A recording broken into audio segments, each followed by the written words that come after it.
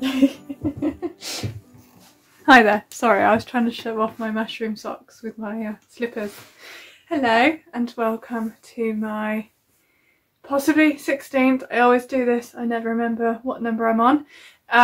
My whatever number, the closest you're going to get to Vlogmas from me. So I am, well, hello, my name on Instagram is Orchid's Heart. This is a predominantly knitting podcast, but some other making as well. Today is going to be a real mashup of knitting and other crafts, because this is my, reluctant to say festive themed, but festive-ish episode. I'm hoping the light's okay. I'm opposite my really big window. You can kind of see the window reflected in the mirror. Normally you see me sat, when I'm in this room, on my window bed in the window, but I wanted to have my Christmas tree, even though it's quite small, in shot, so I moved and I'm sat on the floor in front of my dressing table. Maybe that's confusing. I have a dressing table in my sewing room. I mean, probably you don't care, but this is my sewing room, making room, guest bedroom, but also has my wardrobe and dressing table in it. When I moved in with my partner, he had no space in his bedroom for another person. It's ridiculous. It's full of his things, his collections and stuff. And so I have this space to use as my own, which is quite nice. Yeah, so I joke, we're like the king and queen. We have 2 bedrooms, except this one only gets slept in by guests. But anyway, I'm warbling already. But yes, I just wanted to explain why I was in a slightly different position. I also don't want you to think that I live in a truly gigantic house. I don't. You just see different corners of the same rooms. So yes, welcome. It is the somethingth of December. We're about 2 weeks in. I feel like Christmas feels like it could almost be tomorrow, but I think I've got another week and a half of work, so it's not that close. Having said that, this weekend I will be doing fake Christmas with my family. My family is really small. We go to his parents for proper Christmas, and so the weekend before we normally go see my mum and my brother, and we do like a mini Christmas. We don't have Christmas dinner, but we'll share some nice food, exchange our presents, and it's nice to see everybody. And yes, so hopefully in the UK things have gotten a bit scary lately with COVID. Haven't quite worked out yet whether it's like scary or false alarm stressing us out scary, but we're being careful nonetheless. So being that my partner and I are working, like we've been told the government is saying we should work from home now if we can, but neither my partner or I can. My partner can't at all. I can't for a good third of my job, so I will be working from home most of the time, but that other section I have to do at work. So you know, we're leaving it with my mum to decide whether she's comfortable with that or not, so that might not happen. But being that that's next weekend, I wanted to share some of the makes I'd made for presents, and so I need to film this now. So this might be quite a long episode. I think what I'll do is I'll share works in progress, then finished objects, knitting wise. Then I might share some presents. A present I've sewn, which is a really small thing, maybe not terribly exciting, and then other presents I have made, and then a bit of sewing. I'm working on a dress for myself for Christmas. So yes, yeah, I think that's what will be covered today.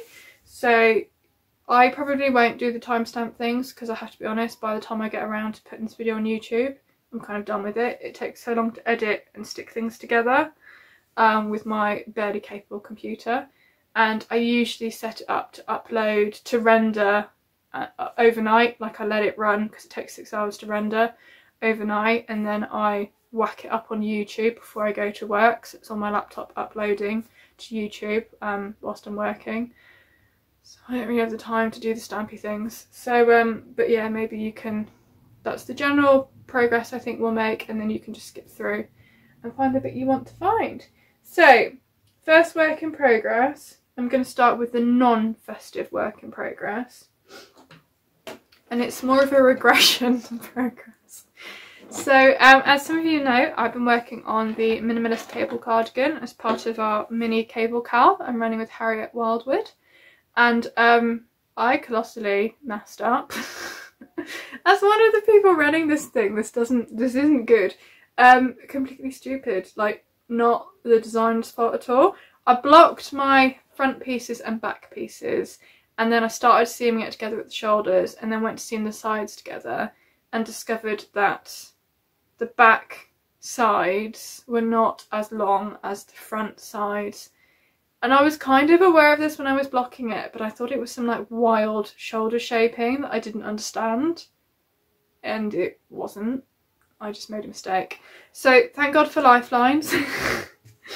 If you're not a lifeline person, oh, you're risky. I am a lifeline person. And I put a lifeline in the back before I started doing the shaping. So it did mean it was really easy to go back. So unfortunately I had done the whole back piece and I had to rip back to before the shaping. And I think I've now got to do maybe this much more without shaping and then do the shaping again. I did kind of consider cutting it, knitting that extra bit, and then like Kitchener stitching it together.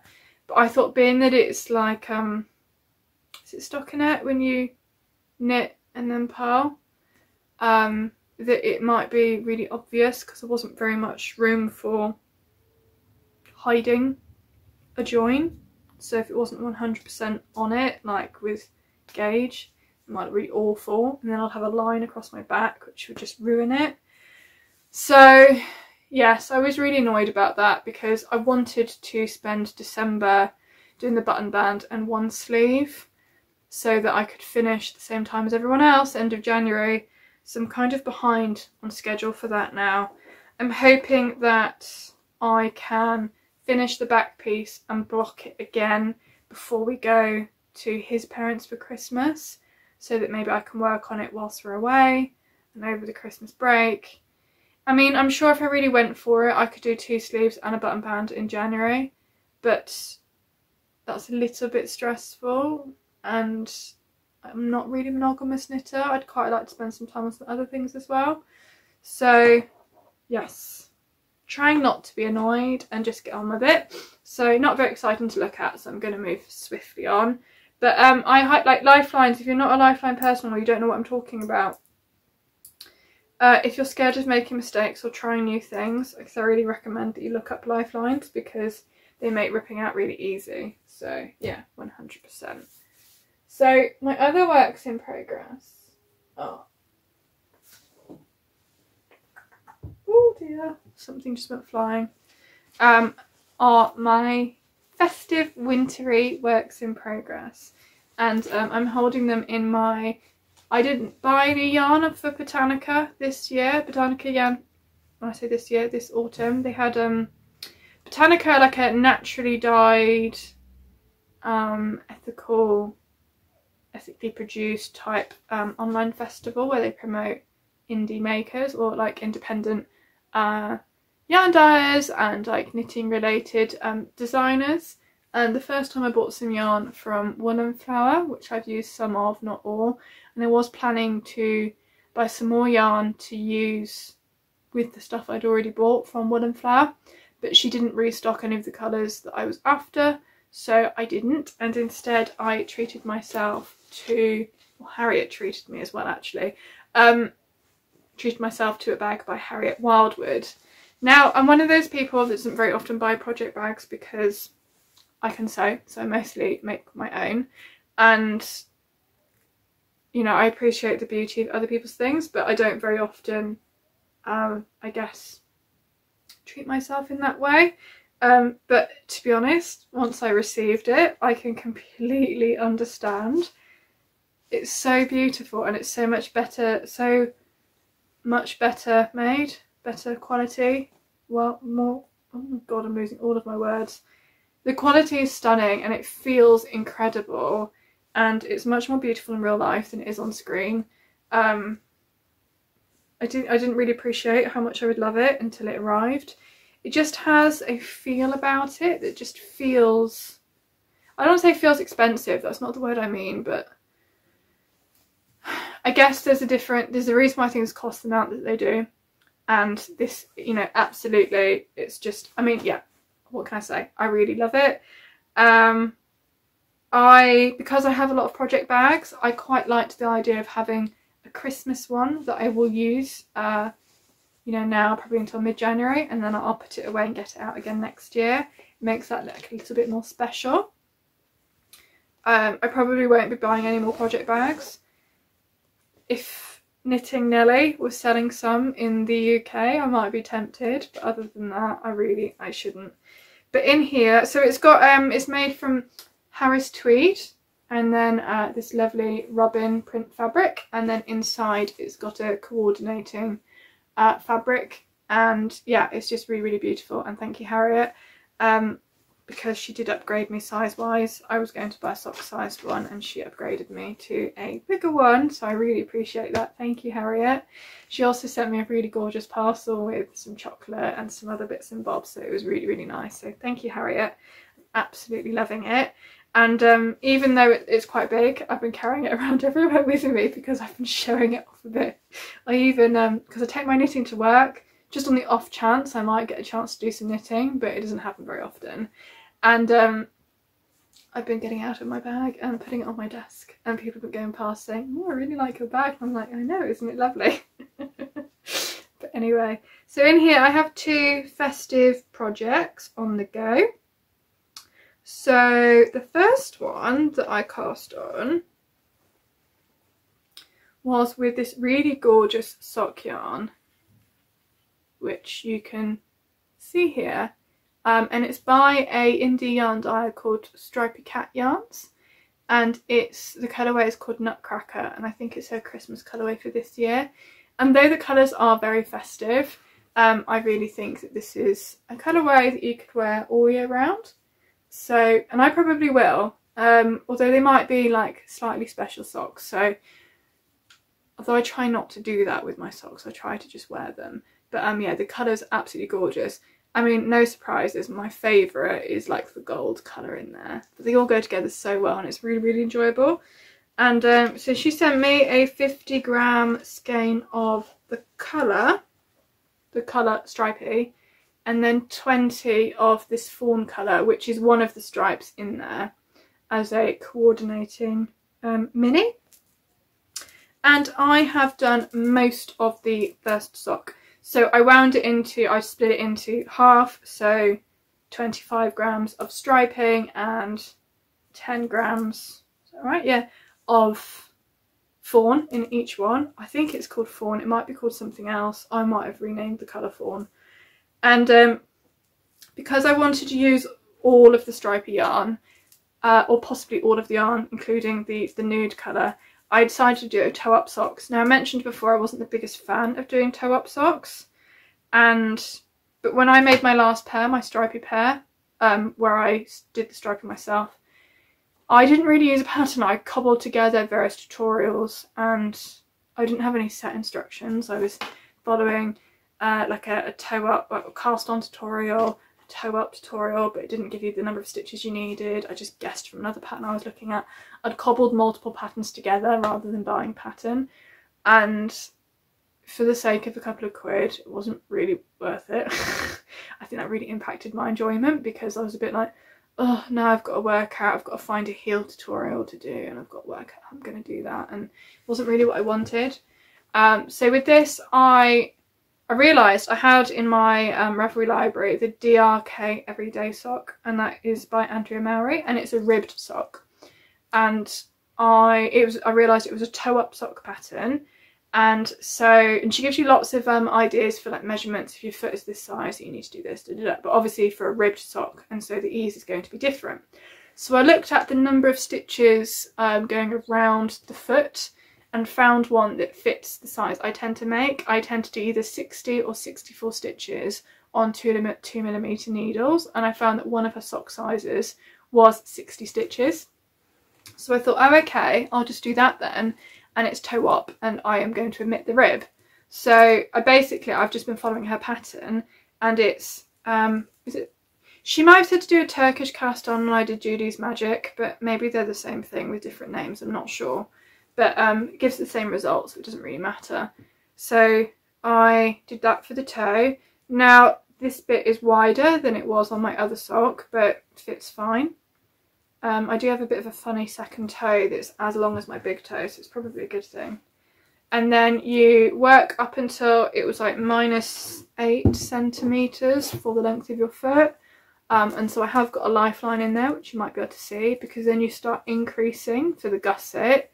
And then you do this funny heel flap, which I've not done before. And that kind of sits just at the back, like it doesn't go under like it does with a traditional heel flap and gusset. And then you just knit up. And so I've knit up until the last colour stripe. The last stripe on this yarn is a fawn colour stripe. So I've knit to just before the last colour stripe, which is the pale blue. And I'm going to do the same on the other sock and see where I am colour-wise, because I don't want the last stripe to be the fawn, because I'm going to do a ribbed cuff in the fawn colour. So I want them to be roughly the same length, so without getting too precious about it. And so I might do quite a long cuff, I'm not really sure, because then you could fold it over a bit. But yeah, because I am finding most of my hand knit socks are a bit short, so a longer pair would be quite good. So I really enjoyed knitting these actually. I really recommend this pattern. I have tried this on and it fits really well. It probably won't wear as well because it's not reinforced.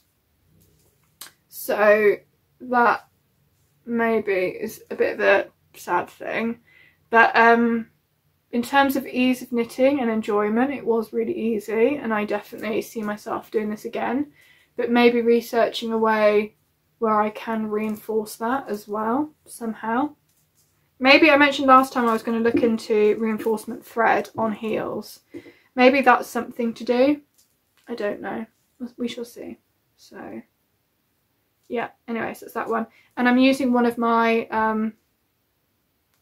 if you bought my surprise Christmas stitch marker set and you haven't opened it, look away.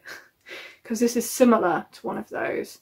I'm using one of my, can you see? It's like holly leaves. Probably can't see very well.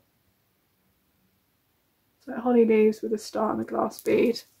I can't remember if it's the same or similar, because I think I made them before I was making up the sets to go out, and I was kind of experimenting. So there's that. And then my other festive work in progress. Where's the end? Where's the end? Oh dear, we're getting a little bit of tangle. I am using Brooklyn Tweed Loft. I bought this when I went to Loop a few weeks ago, and I mentioned I'd been really craving a red hat. And at the time I said I wasn't a red person. Now I realised afterwards I'm not a red person, but I do absolutely live in this cardigan, which I did not knit. This is thrifted. It's by a company called Eddie Bauer, which I think is American. I thrifted it years ago. I think I bought this when I was about 15, and I've lived in it since I was 15. So yeah, it's amazing. It's really warm. I don't see it as a Christmas jumper, but I'm aware that most people probably would. So I just lived in it as a teenager. Yeah, other than this, I don't wear red. So actually I have one other thing that's red. Other than those two things, I don't wear red. But I've seen a lot of people making red hats lately on red socks. Red grow socks, the grow sock pattern by Fibre, or like various ribbed red hats, like Young Folk Knits I think was doing one, and Knitting Nelly has one, and Hello Stella was doing one. I've seen a few other people making them, and I really got a bee in my bonnet about having a red hat. So Harriet, when she sent me her parcel, she sent me some of her leftover Rowan Kid Silk Haze, I think it's called. And I had this, and so I've paired them together, and I've started making another Brume hat. So because I was anxious about how much yarn I had, I've done a provisional cast on and done like the shaping, so like the top bit This isn't going to go on my head because I've got my hair tied up and because of the provisional cast on. That looks terrible. Don't try on a hat when you've got a ponytail. So I'm now going to, so this is my provisional cast on. I'm now going to pick that up and knit down quite considerably so that I can roll it up. I kind of panicked and thought I wouldn't have enough yarn because when I made my other one for my partner's dad, I bought a 100 gram skein of DK yarn, held it double, and I used all of it. It wasn't enough. I'm sorry if you can hear that crying, it's next door. It's just a baby, don't worry. I say just a baby. I can hear it's being dealt with, but you probably can't hear that because it's quite loud. But I panicked and I bought another skein online from Loop of the Brooklyn Tweed because I thought if I used over 100 grams of DK held double, this is actually a 4-ply yarn, so I'm probably going to need more than 50 grams of 4-ply. However, I've probably messed up because, sorry, I've just realised I am in a little bit of a tangle. I'll have to deal with that later. So I've done all that shaping and I have all of this left. So yes, the Brume is going to take a fair amount, probably all of that, but I might have almost a whole ball left. I don't really know what happened. I don't understand it. The maths there is really confusing me. So I should probably say this is the colour Amaranth, and I believe the fibre is dyed before it's spun because it's like a marl of light and dark red. So I really, really like it. It's like a nice complex colour. And I think it's woolen spun and it does break quite easily. I mean, not whilst you're knitting it, but I did get tangled up in my ball winder and it broke, but it also felt together again quite easily, so it's not really a problem. So maybe if I have enough, I'll make some like fingerless mittens to go with it, or maybe incorporate it with something else and make some colourwork mittens. I don't know.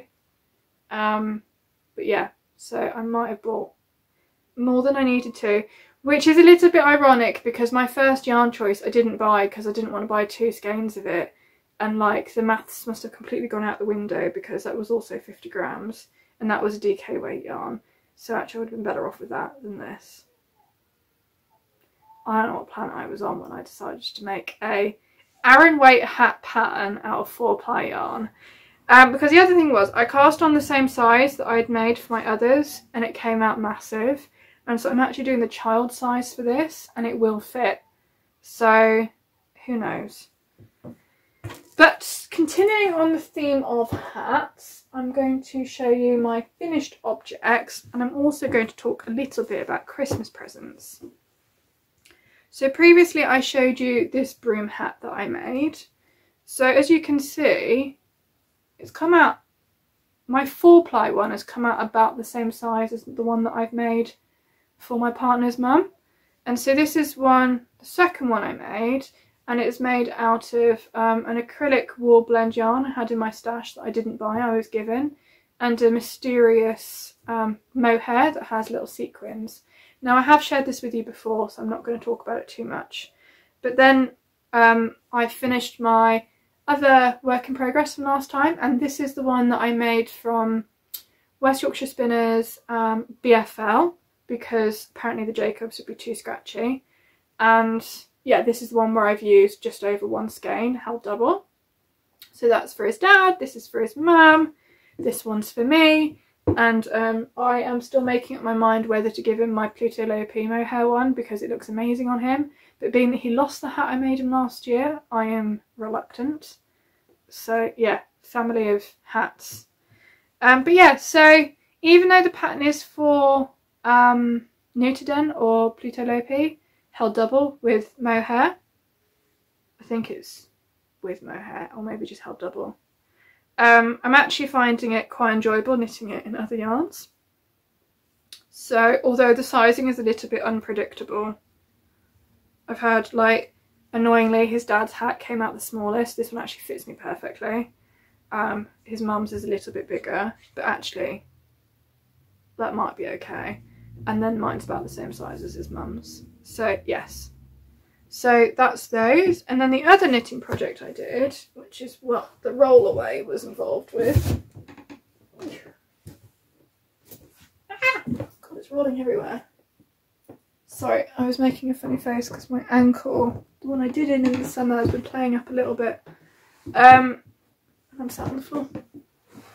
So ages ago I shared with you I over-dyed some pink yarn. So it was in shades of pink, taupe and grey. And I thought it was bloody ugly. It was another yarn I was given. I have a relative that basically destashes by giving everything to me, which is a little bit stressful sometimes. I give away the stuff I think I'll never use and keep back things I think could work for presents. And so when it was in its pink form, I did think maybe, because it's quite a nice looking yarn and it feels nice. It's a single ply chunky, I think. Don't know, haven't got a ball band. And I thought it could make something nice for someone who likes pink. And thing is, I don't really know anybody who likes pink. So I over-dyed it using food colouring and it went all these amazing shades of blues and purples. I did put in blue and purple and stuff into the dye when I dyed it. However, to be honest, I probably could have just dumped it in a flat blue, and because it was so variegated, it would have come out like that anyway. There are places where some of the pink has held on a bit, but not really that much. And so I made a very basic cowl for my aunt, not my godmother, my aunt. So yeah, I mean, maybe there's a little bit of pink there, look. So I'm hoping she'll like it. She did ask for a cowl, so yes. So very basic. I just cast on enough stitches to sit comfortably around the neck.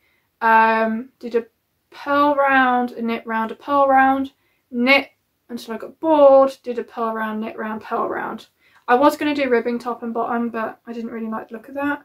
So yeah, I did that, and I think it'll be nice and cozy. And then the other present I made, this is a very small sewing present. It's quite pathetic actually. My grandmother unfortunately doesn't leave the house anymore, hasn't done for quite a while, isn't really able to do very much. So I really struggled to think of things I can make her, because there's no point making her anything knitted because she has the heating on all the time. She doesn't really get dressed, to be honest. So I can't really make her any garments or like anything like that. She doesn't really eat, so it's really hard to buy things to eat, like nice food and stuff. She doesn't really. She's not really motivated by those things. So I find it really difficult to give her things, because things that you normally give people, like nice brooches and stuff like that, well, when is she going to use a nice brooch? Or like, there's only so many things you can give somebody for their home.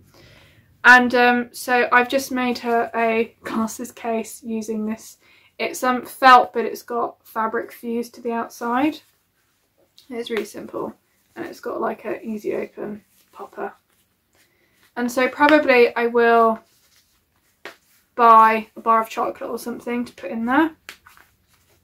And then that'll be kind of it. So it's just a rectangle that has on one half this extra bit, and then I just stitch down the side and down the bottom, and then put a popper on so that it can snap shut.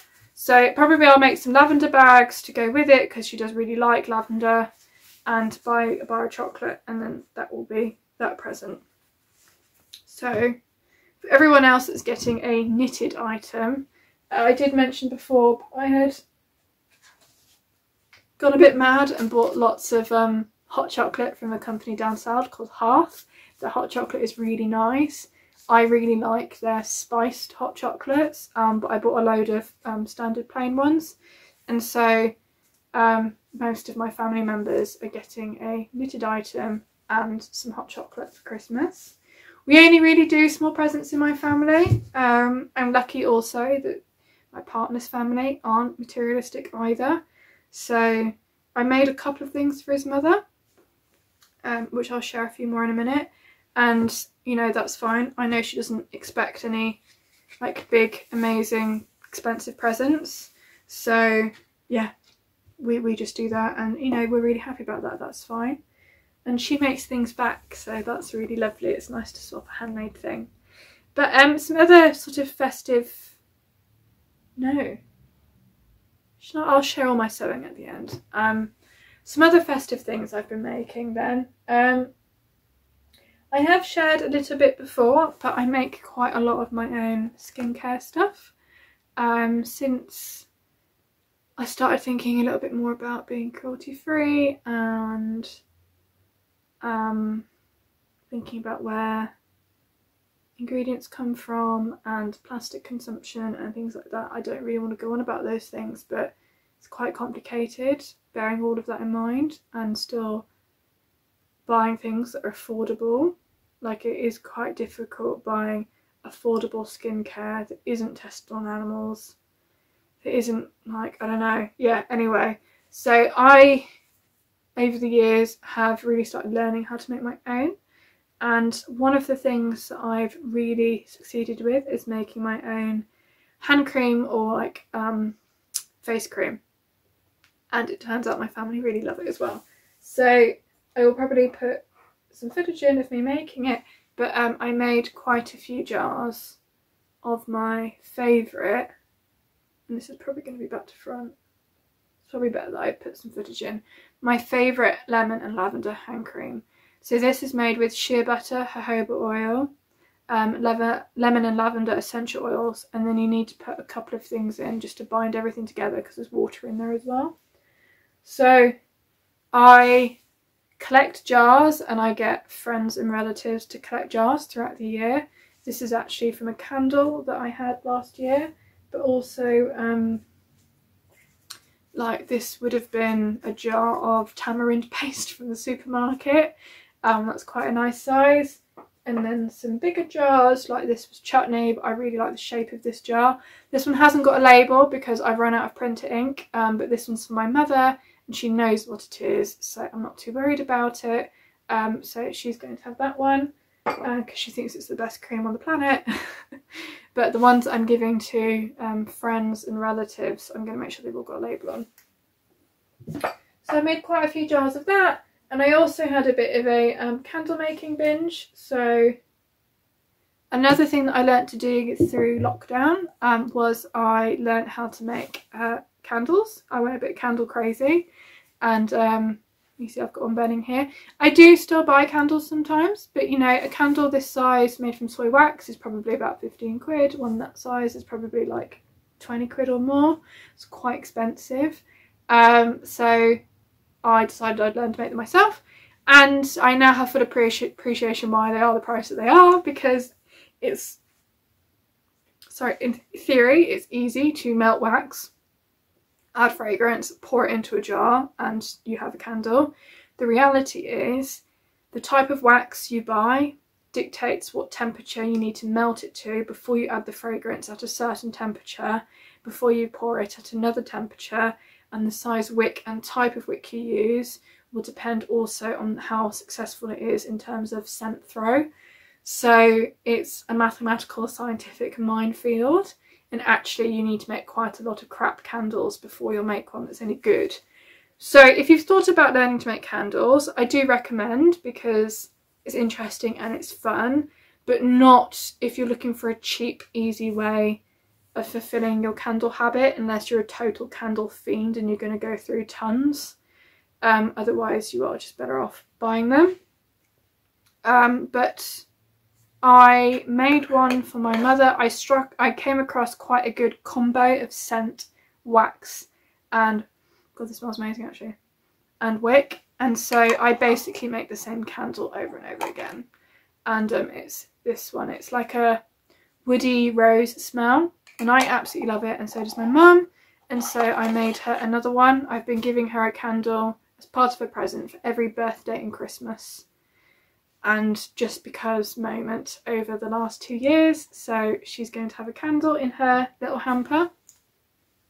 And then I also made this experimental one because I had maybe 80 grams of soy wax left. That wasn't enough to make a candle, so I topped it up with beeswax, and I've added lavender and lemon essential oils to it. I honestly have no idea when I burn this whether it's going to have a scent or not, or whether it's just going to be a beeswax soy wax candle. Because I've never made one like this before. I've never made a candle with essential oils. I might be giving this as a gift with, like, disclaimer that this was experimental, with some hand cream and some handmade soap as a birthday present to a friend next week. Or I might keep this one for myself and see whether it works or not. I don't know. But I don't know if you can see, this is like a glass with a thick bottom. I don't know whether this came into our house as a candle and then we used it as a glass for a while, or whether it was a glass and I'm using it as a candle.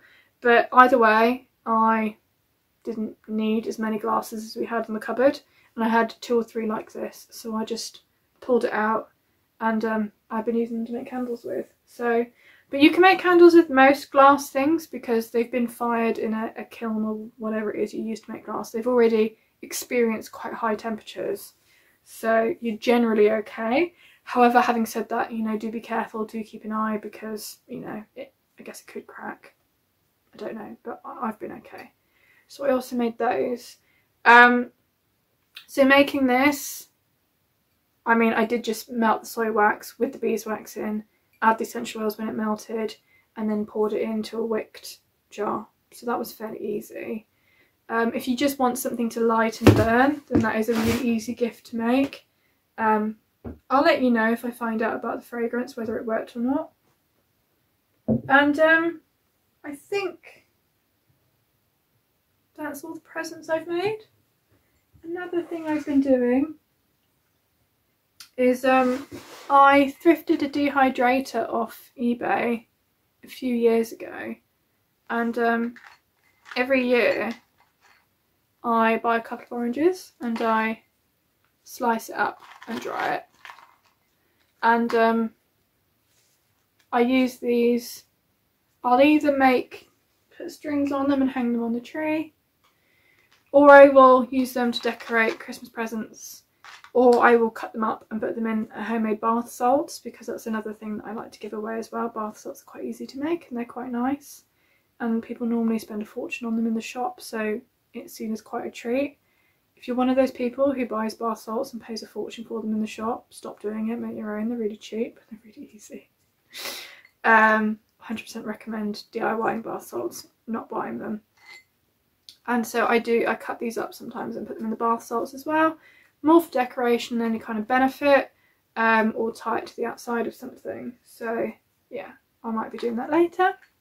So I've got my little bowl. I like the sound they make. You do need to make sure they're thoroughly dry, because I did dry some and put them in a box for the following year, and when I opened the box the next year it was mouldy, so they obviously weren't that dry. But I have some that I've just had on display all year round, and they're fine. So I think maybe don't seal them up.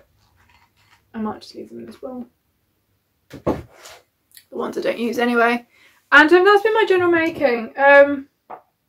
I was manically making over the weekend these candles, cream. I was dyeing yarn, but I'll share that with you next time. What else was I doing?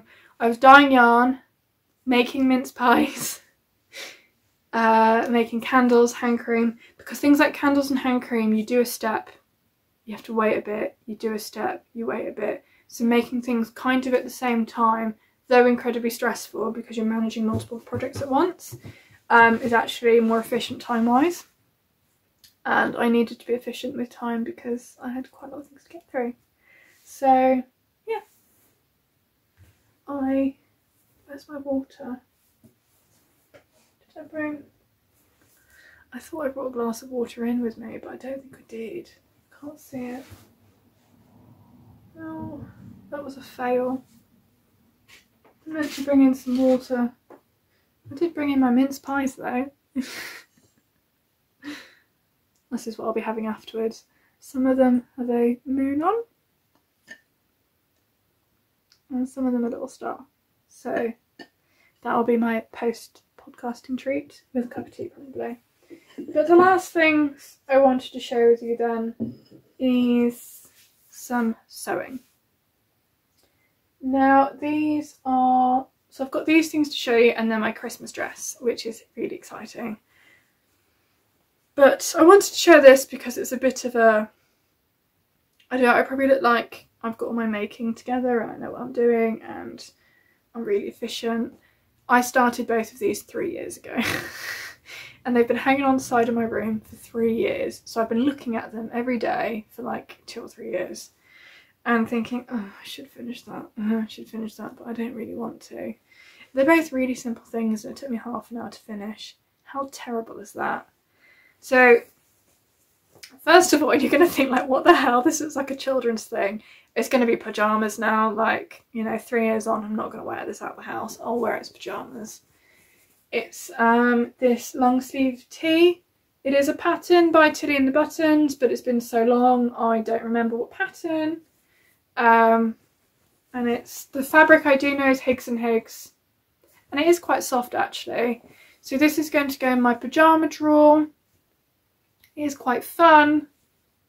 Don't hold anything against anybody wearing it as a t-shirt outside, but I think I used to be a little bit more swayed by other people.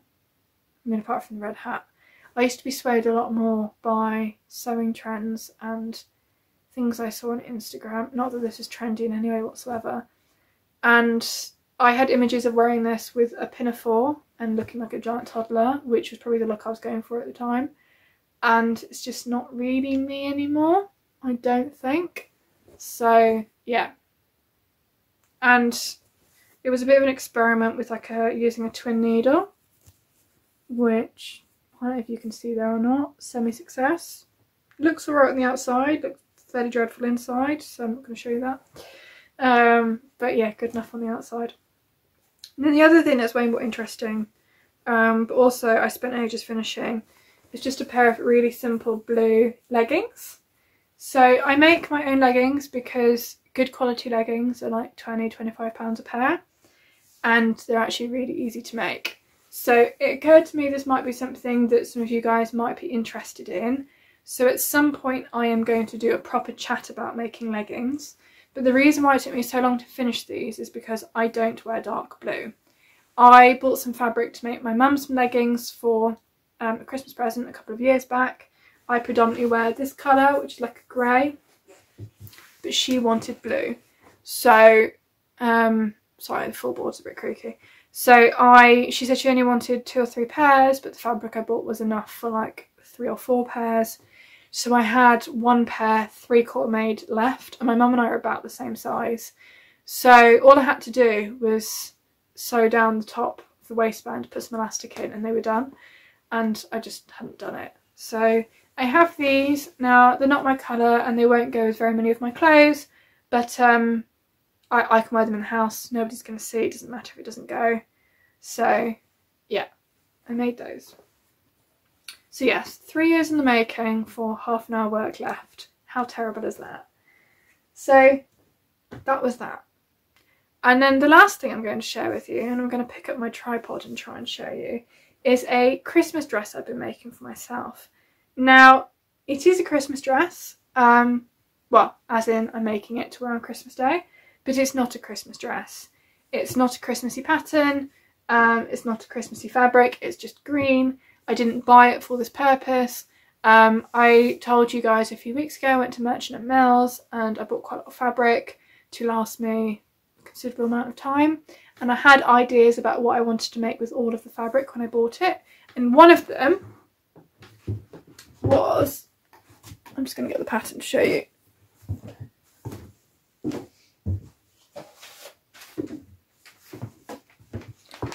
Was this? It's McCall's M7969. And it's been doing the rounds on Instagram, like it's been really, really popular. So, and I decided I was going to make View A, which is the simplest. It's got a puffy sleeve, a fake wrap front, and then just a short skirt. And so I decided I was going to make that. I did make a a toile of the bust. Sorry, I'm just balancing. A toile of the bust, so like a mock-up in an old holly bed sheet of the size small. And it was like really, and I did one sleeve and the body, and that was it. I didn't do both sleeves. And I could tell just from that that it was going to be too big. And I know that these types of patterns tend to be a bit big. So I decided to make the extra small. I don't know yet whether that was a good thing or not. And I've gotten to the point where I have made most of the bodice. Can you see? So there's actually quite a lot of, I'm gonna, hold on, bear with me, you're gonna move a bit. I'm extending the legs on my tripod. If you get motion sick, look away. Ooh.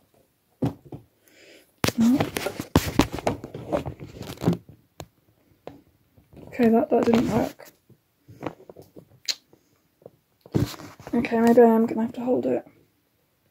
Sorry, the more I cut into videos, the harder it is for my laptop to handle the rendering.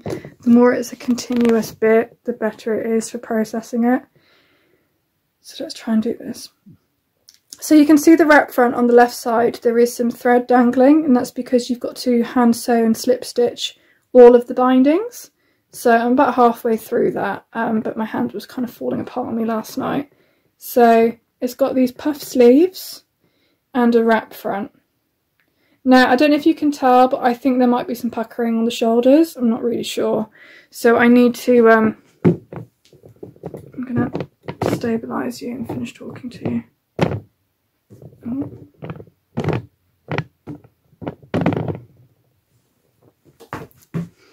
So I'm going to try and do a bit more on that later and see if it actually fits or not. It should fit, but you know, I'm a little bit worried.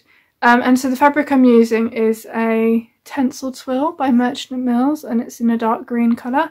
Can't remember the name of it, but Tencel Twill is really lovely because it's got a really nice drape to it, and to me it's like tree silk. So Tencel's made from like tree pulp, wood pulp, but it has like this really nice like silk feel and drape to it, but like in a little bit more of a robust way. Like if you can imagine a robust drapey silk that's quite matte. Maybe that's how I would describe it. I've got the skirt here actually, so you can see how drapey it is.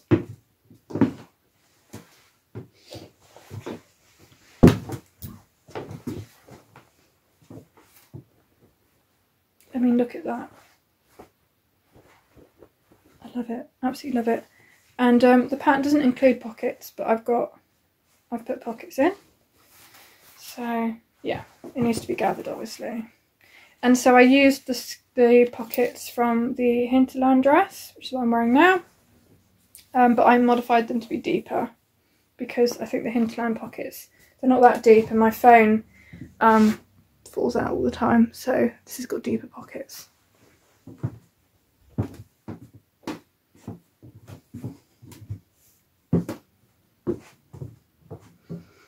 But yeah, I hope you enjoyed that. I either will disperse some footage of my Christmas making throughout, or put it at the start or put it at the end. Maybe you've seen it yet, maybe you haven't, so enjoy that if you haven't. Maybe it's incredibly boring. I have to admit, I have a bit of a love-hate relationship with Vlogmas. From the perspective of a podcaster, it's too much work, I'm not going to do it. I work full-time, and making videos is like ton of work, so you know, it's a nice idea, but no. I also on a day-to-day basis have quite a boring life. I get up, knit, work, knit some more, eat dinner, go to bed.